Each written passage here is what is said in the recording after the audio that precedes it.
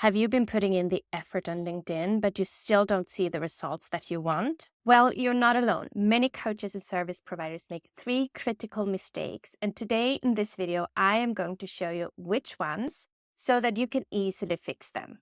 My name is Josephine Warner, and I help coaches and service providers to scale their businesses on LinkedIn by leveraging LinkedIn as the amazing lead generation tool that it is, without sending any cold DMs or sleazy pitches. By the end of this video, you will have more clarity on those mistakes so that you can actually fix them and make sure that you can turn LinkedIn into the powerful lead generation and sales generating tool that it actually is. One of the mistakes is to think that LinkedIn will not work for you or for the niche or for the business that you're in. Not even 2% of everyone who's on LinkedIn actually create content.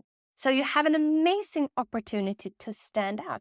Even if you are in a special niche, I would say even more you have the opportunity to stand out if you are in a special niche, because the marketplace is not as crowded there as it might be on Instagram, for example, or TikTok or Facebook. I've heard both.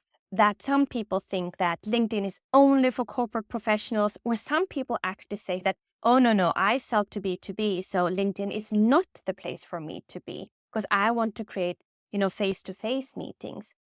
I 100% agree that face-to-face meetings can be very powerful, but LinkedIn is the way that you can actually stay on top of people's mind. So even if you would meet them at, let's say, a physical event, the way to actually stay connected, you do that through LinkedIn. And by sharing content regularly, you will also can slide a little bit higher up on their list of attention. They will see you everywhere.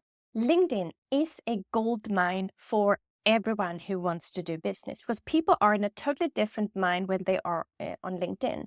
They don't scroll to, numb out that they might do on other channels. You have direct access to CEO, corporate leaders, and also other thought leaders. It's a platform where people go to learn and to connect and actually find solutions for their problems. And whether you're a life coach or a marketing consultant, or maybe working in the health space, your ideal clients are already on LinkedIn. You have over 1 billion people who are on LinkedIn. So you can imagine that your people are most likely there. But you can't just go there and think that, oh, hey, people, now I'm here. You have to position yourself as the go-to person. And that actually leads me to the next mistake.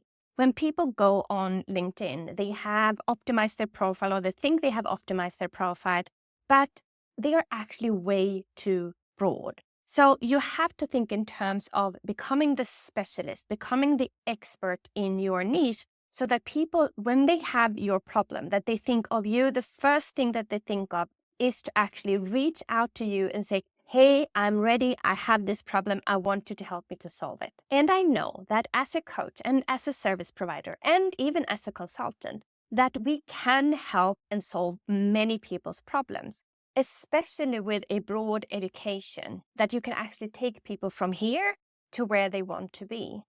But the problem is that your audience, your prospects, they don't think that. They haven't got your education. They don't have your training. They don't have the same backpack that you have, and they want to work with a specialist. Think in terms of when you go to see a doctor, you don't want to go to a generalist. You actually want to see the specialist. Even if all the doctors have exactly the same base education, you want to see someone that has specialized in a certain area. It's the same for your prospect. So make sure that your profile actually shouts that, hey, I'm the specialist. And that also includes your content, the content that you're creating, that it shouts that, hey, I'm the specialist on this particular area. Also think in terms of, it's not only about who I'm attracting, it's also about who do you want to repel? Who don't you want to work with? If you only want to work with women, for example, say that. If you only want to work with men, for example, say that too.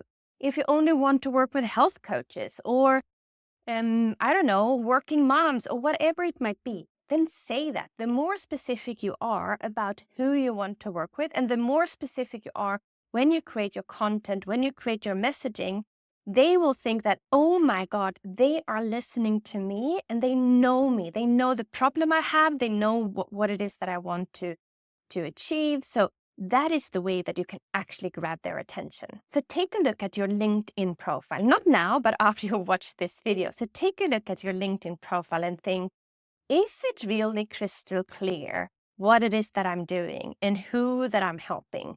Without only talking about them, but also include your own transformation. Why is it that you are so passionate about what it is that you're doing? I think that is a very important piece to add to your profile. And if you need help with this, I have an additional YouTube video on this. It's called the 12 Essential Steps to a Great LinkedIn Profile. So I will make sure I add the link to that video so that you can grab it after this one. And the third mistake is a mistake that so many people do without even knowing that they're doing it. And it totally throws them off. And it's not so strange then if you're exhausted and feel as if you're just shouting out into the void and no one is listening to you or no one is watching you, or you have very little impressions on your posts. And it's that people are trying to build their business pages, like the business page followings, instead of the profile pages. And there is a very good reason for starting to build your personal profiles first. And it is, if you look at your own feed, for example, how many posts from business pages do you see in your feed that are not sponsored? Yeah, I thought so. 0, right? So when you post from your business page, it's not shared with your audience. So instead, make sure you can share the original content both from your personal profile and from your business page, because the advantage to have it in your business page too is if in case something would happen to your personal profile, you still have access to all of the content through your business page. But the reach is much, much bigger from your personal profile in comparison to your business page. If we want to compare with someone who's more influential than I am, if you look at Richard Branson's profile, for example, if you look at his personal profiles and you compare it to his business page profile, you will see that he has so many more followers on his personal page. It is because people want to follow people. People want to connect with people, right? They don't necessarily want to follow a business page profile, even if it belongs to Richard Branson. So make sure you focus on your personal profile first, and then you can either reshare what you share on your personal profile with your business page, or you share the content as original content from both profiles. And let me share a bonus mistake that I see too, and that is not engaging enough. And I have a separate video on that too. That is called How to Increase Your LinkedIn Growth and Engagement. And that will help you to know what are the different types of engagement and how can I do this a little bit more effectively and efficiently. Because that is the other thing, just to engage and comment on, 50 to 100 posts per day, that it will probably burn you out in the long run. You have to have a strategy for engagement. So I will add the link to that one too.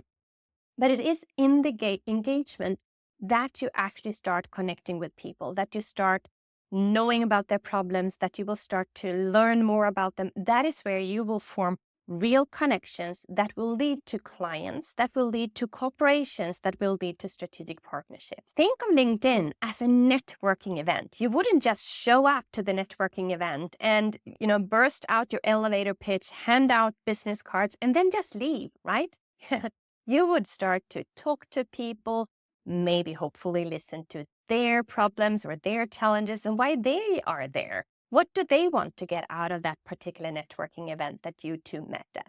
It's the same thing on LinkedIn. Use LinkedIn as the amazing networking platform that it actually is, without thinking that I am going to sell to this person or I'm going to sell to that person, because that will just create a lot of frustration, both for you, but also for the other person who is on the other side. So right now, you might feel a little bit stuck and frustrated and maybe even invisible on LinkedIn. You're putting in all the effort, but you don't really see the results. So the solution to that is to have a proper strategy for it. And when you have implemented that strategy, you will have connections knocking on your DM door and wanting to learn more about your services and about what it is that you do and how you help people. And that is the power of using LinkedIn in the right way. So let me quickly recap what the 3 mistakes were. So first one is thinking that LinkedIn is not working for your niche. I just can't buy that excuse, because that is what it is. It is just an excuse. If you haven't tried it, you have no clue. And both me and my LinkedIn buddies say, I wish I would have started this much sooner. And the second one is being too broad. That makes you invisible. That makes it very difficult for you to connect with the audience. So think in terms of power of one. Have one ideal client, solve one problem, have one sales strategy, and one offer. That is the easiest way that you can actually connect with people on LinkedIn and help them to take them from where they are to where they want to be. And the last one is to follow strategies that just don't work. Like, for example, engaging in the wrong way or trying to boost your business page instead of your personal page. And if you found this helpful, make sure you give this video a like and check out my other videos. And I would love to hear from you too. So what did you find most helpful with this video, and what are your key takeaways? And is there anything that you are going to change in your own LinkedIn strategy? I would love to know.